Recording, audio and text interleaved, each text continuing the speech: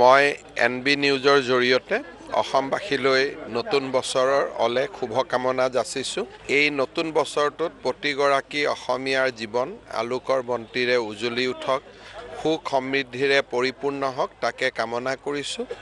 আৰু এনবি নিউজৰ সমূহ কৰ্মকৰ্তা, সাংবাদিক আৰু জড়িত সকলোলৈ মই নতুন বছৰৰ অলেখ শুভকামনা যাচিছোঁ। মই এনবি নিউজৰ জৰিয়তে অসমবাসীলৈ নতুন বছৰৰ অলেখ শুভকামনা যাচিছোঁ।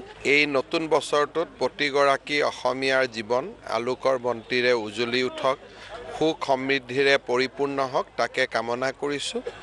আৰু এনবি নিউজৰ সমূহ কৰ্মকৰ্তা, সাংবাদিক আৰু জড়িত সকলোলৈ মই নতুন বছৰৰ অলেখ শুভকামনা যাচিছোঁ। মই এনবি নিউজৰ জৰিয়তে অসমবাসীলৈ নতুন বছৰৰ অলেখ শুভকামনা যাচিছোঁ।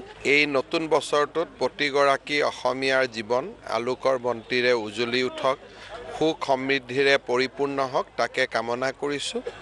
আৰু এনবি নিউজৰ সমূহ কৰ্মকৰ্তা, সাংবাদিক আৰু জড়িত সকলোলৈ মই নতুন বছৰৰ অলেখ শুভকামনা যাচিছোঁ।